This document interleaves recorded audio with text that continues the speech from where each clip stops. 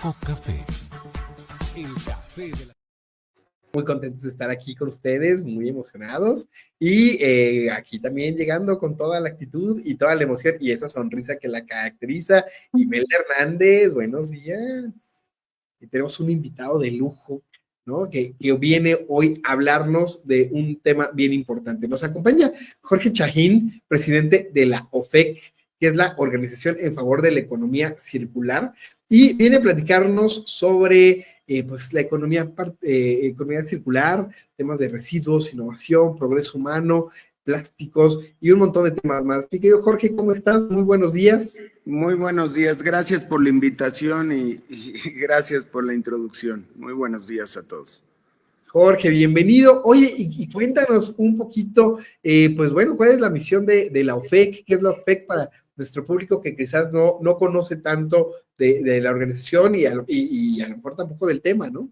Sí, claro. Mira, la OFEC está asociada con 257 empresas de la industria del plástico. Esto surge a raíz de las prohibiciones en el año 2020, cuando entran las prohibiciones de los plásticos de un solo uso, porque entraron muy abruptamente y sin fundamentos, sin estudios, y fue todo lo contrario. O sea, solo hizo un escándalo, se creyeron todos los mitos urbanos y fue mucho peor para la Ciudad de México, ya que metieron el papel y la bolsa de no tejida que te venden en los súperes. Ahora a la gente le costó el empaque, fue más dañino. Esa es la OFEC. La OFEC se funda el 1 de enero del 2020 a raíz de las prohibiciones, y nosotros podíamos haber migrado a cualquier otro material, pero no, enseñamos los estudios de ciclo de vida, impacto ambiental, que el plástico es el material con menor impacto ambiental en cualquier escenario. Tenemos los estudios y ahí empezamos a hablar de la economía circular. Fuimos los primeros en hablar de economía circular aquí con el gobierno, y poco a poco, entre negociaciones, estudios, todo, nos hicieron caso y aquí estamos ahorita. Ese es lo OFEC. Súper. Oye, Jorge, interesante esta perspectiva y esto que nos comentas respecto al plástico, porque pareciera que hay una campaña mundial, ¿no? En contra del plástico, ¿no? El plástico es el nuevo enemigo público, ¿no? Con todo el tema de los microplásticos y todo el tema de que el plástico pareciera el gran enemigo a vencer. Y ahorita lo que comentas, pues es muy revelador. Platícanos un poquito más sobre este tema de por qué a lo mejor estamos viendo con malos ojos a lo mejor al plástico y en qué momento a lo mejor sí es un problema y en qué momento sí, pues vaya, sí es una buena alternativa. Mira, yo creo que hay muchos intereses para empezar, pero sin el plástico no podríamos tener una vida tan activa, empezando por los hospitales, segundo las medicinas, tercero te alargan los alimentos. Y eso de los microplásticos, el microplástico no viene de los empaques en lo absoluto, podrían venir de las telas, que ahí estamos hablando de mala gestión de residuos también, que la gente tira muchas cosas de los bloqueadores solares, ahí vienen los microplásticos, pero no es cierto todos esos mitos que te demuestren que comemos plástico, como te dicen que 60 kilos al año y que una tarjeta cada semana. Todo esto es un mito 100%. No hay un solo estudio real de lo que estamos hablando. Nosotros los hemos desmentido uno por uno. Yo quisiera debatir con Greenpeace frente a frente con estudios técnicos, científicos reales. Si me lo pones enfrente, con mucho gusto que él debata, que él dé sus soluciones, que él nos diga qué sustitutos metemos en vez del plástico, y con mucho gusto. La verdad, en todo el planeta no existe otro material menos dañino que el plástico. No vamos a poder vivir sin el plástico. Ahorita lo puedes ver. Tú agarra cualquier farmacia, cualquier producto que tengas, un empaque súbete a un avión, vete a un hospital, vete a donde gustes y ahí vas a ver el plástico. Tu celular, tu ropa, tu reloj, todo trae plástico, lo que sea. Sí, sí, coincido contigo, sobre todo en la parte médica, ¿no? Yo Así sí es. veo que a final de cuentas todo, ahora que vino la pandemia, pues todo era de plástico, todo lo desechable venía en plástico, todo viene empacado en plástico. Y justamente creo que también a lo mejor la manera de cómo disponemos del plástico sería como la conversación, ¿no? Cómo disponemos de los residuos del plástico. Y justamente preguntarte en torno a esto, para quien no lo tiene tan claro, ¿qué es la economía circular, no? Porque suena como economía, círculo, ¿qué tiene que ver? ¿A qué nos referimos cuando hablamos de economía circular? Mira, la economía circular tratamos de copiarle lo que hace la naturaleza. Es un círculo virtuoso de aprovechar todo. Desde ahí empezamos, maximizar los recursos, meterlos una y otra vez, rediseñarlos, reusarlos, reutilizarlos y meterlos a la cadena de producción una y otra vez. Esa es la economía circular, ya que los recursos hay que aprovecharlos al máximo. Entonces, también bajas costo en los productos a las empresas, a la gente, porque si yo recupero la materia prima otra vez como fabricante, te lo puedo dar más barato. Entonces ganamos todos y no extraemos nuevos materiales. Esa es la economía circular. ¿Ok? Entonces sí hay que hacerlo, pero hay que tener una inversión brutal en México. Estamos en pañales todavía, necesitamos hacer lo que está haciendo Ecose, por ejemplo, con el PET, que ya lleva casi un 70-80% de material recuperado de todo el PET. Necesitamos hacerlo en las bolsas de plástico. Ahora con la ley de economía circular nueva, se va a hacer. ¿Por qué se va a hacer? Porque ya le dieron un valor a todos los plásticos, absolutamente valor a todos los plásticos. Y esto la gente los va a recoger, o sea, ya no lo va a tirar, ya tienen un valor. Los traes con nosotros, te lo compramos, entonces ya no es basura. Va a ser mucho más fácil para el gobierno recolectar, porque la gente misma va a ser pepenadores, recolectores, ya hay un valor, ya hay una ley clara. Entonces, lo que falta aquí es que la industria meta dinero, que el gobierno abra para que nosotros, la industria, también podamos meter plantas recicladoras, porque nosotros no es nuestra la basura, acuérdate que es del gobierno, es del Estado. Entonces necesitamos que sean muy claros para que la industria meta dinero, plantas de reciclaje orgánico, inorgánico e inorgánico no reciclable, y también plantas termovalorizadoras.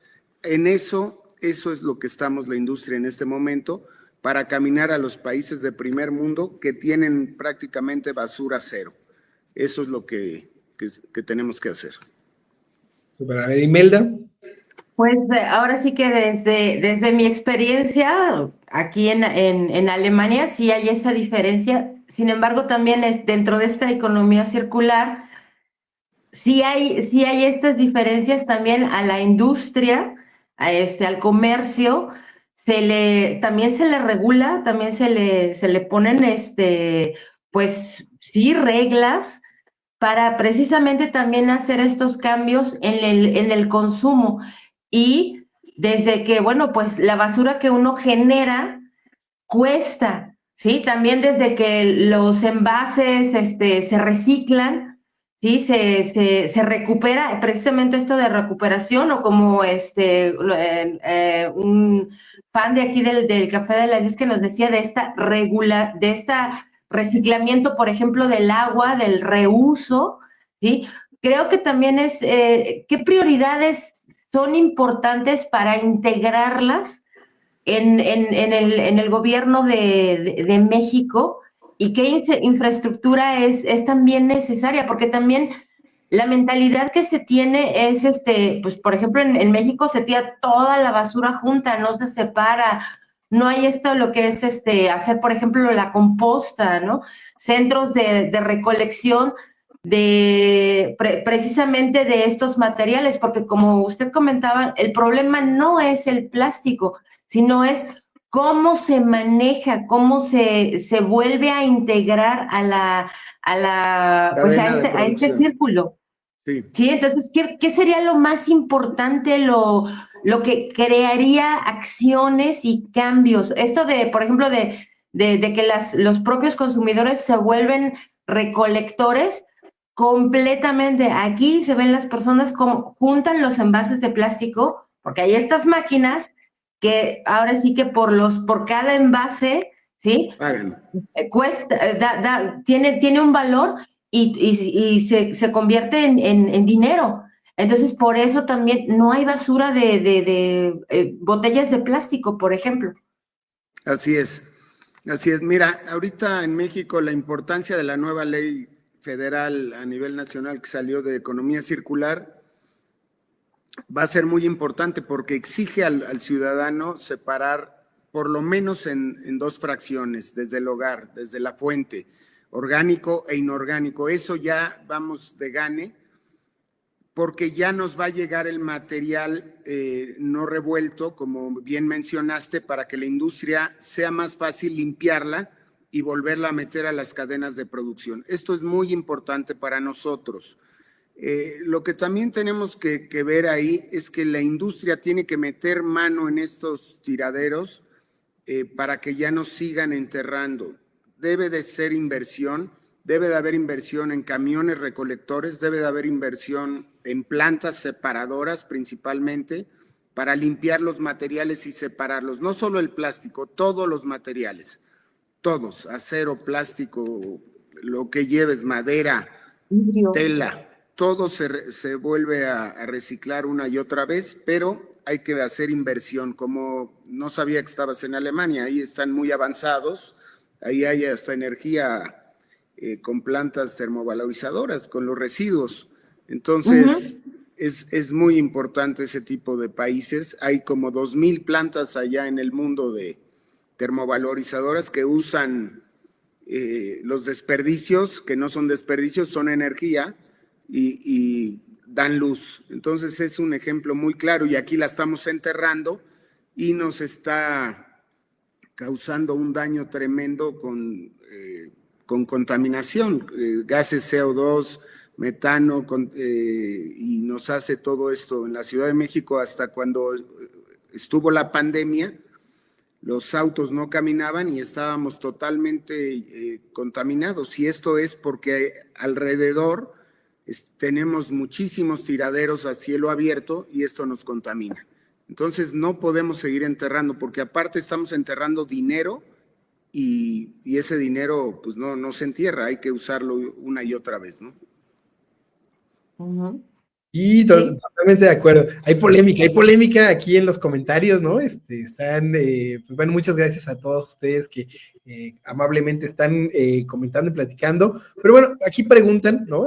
Dicen que, bueno, el sustituto del vidrio. Antes no existía el plástico, ¿no? Y antes todo se hacía en vidrio, ¿no? Recordaremos que en muchas tienditas, ¿no? Uno iba y compraba que el refresco, ¿no? El refresco, ya sabes, en estas botellitas de cristal, ¿no? Y bueno, ¿cuál sería, por ejemplo, el tema o cómo responderías tú, Jorge, ante este tema de, bueno, ¿y por qué no regresamos al vidrio en lugar del plástico? Mira, el vidrio es arena sílica que se funde a una temperatura enorme. No puedes regresar primero por la cantidad de consumo de botellas. Ese es número uno. Número dos, tienes que lavarla una y otra vez esta botella, que sale costosísimo. Y el otro, que es el peor, el transporte, pesa muchísimo y en el estudio, te lo voy a compartir, el estudio de una botella de PET contra una botella de vidrio, a la hora de fabricarla, a la hora de transportarla, el impacto medioambiental. La botella de PET prácticamente no causa impacto ambiental contra la botella de vidrio, que es terrible, esa arena sílica que te está contaminando tremendo, pero a la hora de regresarla una y otra vez del transporte, de la casa, del súper, y la rellena la planta, el lavado, el desperdicio del agua. Y esto es un impacto tremendo. Sí se escucha muy bonito, pero en los estudios reales no es tan bonito como se escucha. Es que la gente se cree muchos mitos, pero los estudios están ahí. Es como el agua virtual. Unos jeans, para hacer unos jeans, tú compras unos jeans, vas y lo compras, pero no sabes lo que hay atrás. Se gastaron más de 8,000 a 9,000 litros de agua por un solo jeans. Un kilo de café, 14,000 litros de agua. Wow.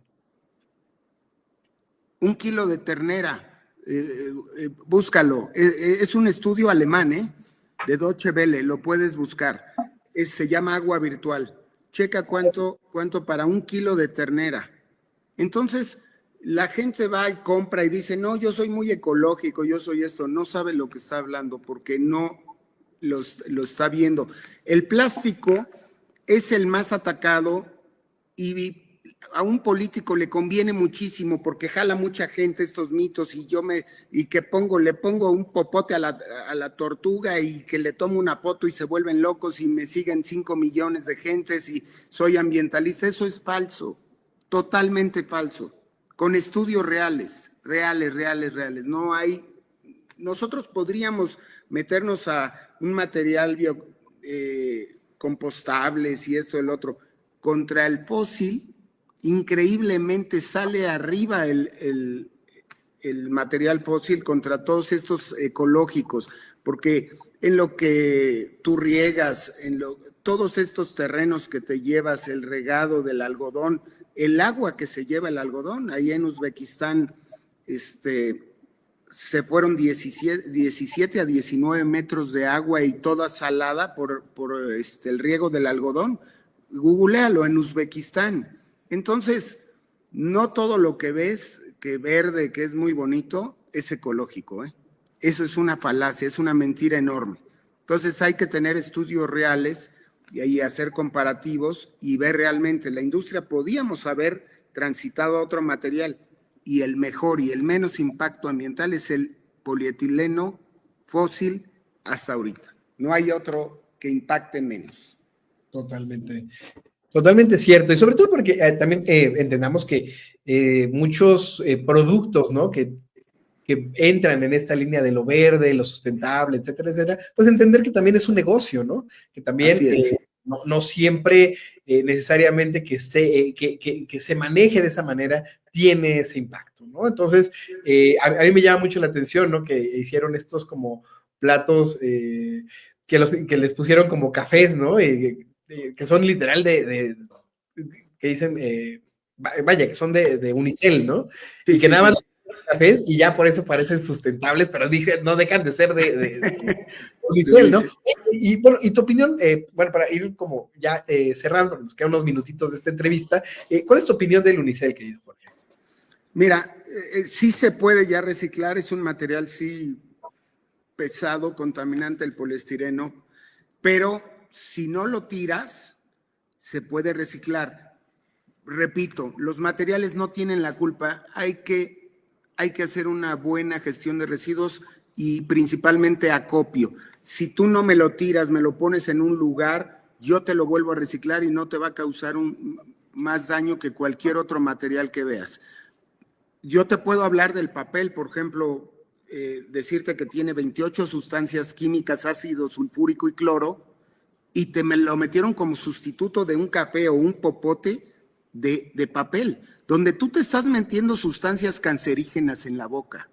Eso es lo que metieron, y no lo digo yo, lo puedes mandar, tú agarra un vaso de papel y mándalo a un laboratorio y que te digan cuántas sustancias químicas trae.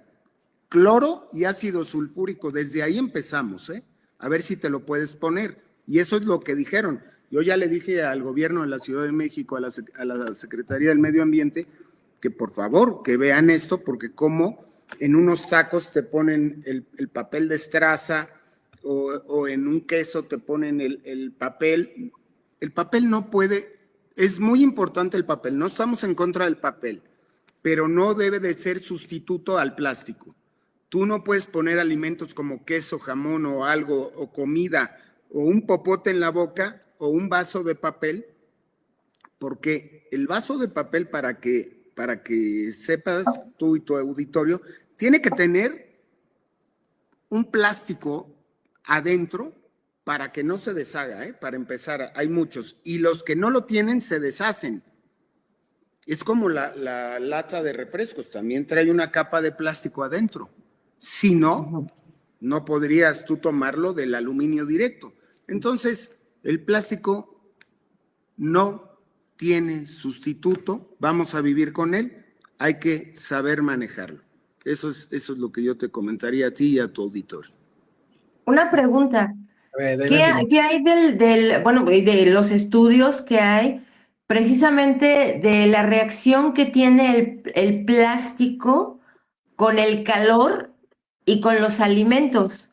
Porque también hay un estudio donde si hay cierta temperatura y si hay alimentos, sí, o sea, hay diferentes tipos de plástico y también, bueno, aquí hay esta regulación donde son precisamente plásticos que son adecuados para el contacto con alimentos y que no despiden estas sustancias cancerígenas o dañinas. ¿Qué regulaciones hay en México? ¿Se ha hablado sobre esto? Porque No. sí se habla así, por ejemplo, los vasitos del café, ¿no? De ese café to go, ¿no? Que realmente, pues, es precisamente esto, necesitan este plástico para que, pues, se mantenga caliente, pero también, pues, hay contacto de alimentos con plástico y hay varios estudios.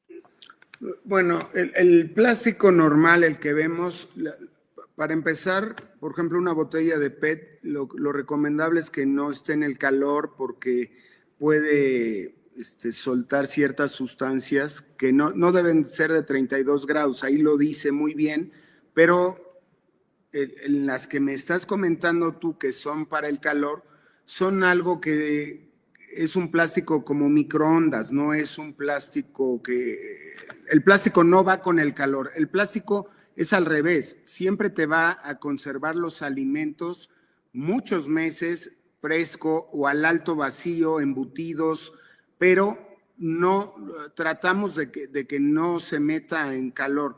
Estos plásticos que me estás hablando seguramente son de allá de Alemania para el café nada más específicamente o para alguna sopa, y son plásticos que no traen ningún, como el PVC que es es cloruro vinílico que te puede dar algún daño al ser humano. Estos plásticos no traen ningún químico, porque el plástico en sí no trae químico. Cuando trae químico es cuando se hace la combinación al PVC. Ahí es donde se le mete el químico al plástico y estos son los cancerígenos o los que tanto han atacado. Pero el plástico en sí no trae estas sustancias.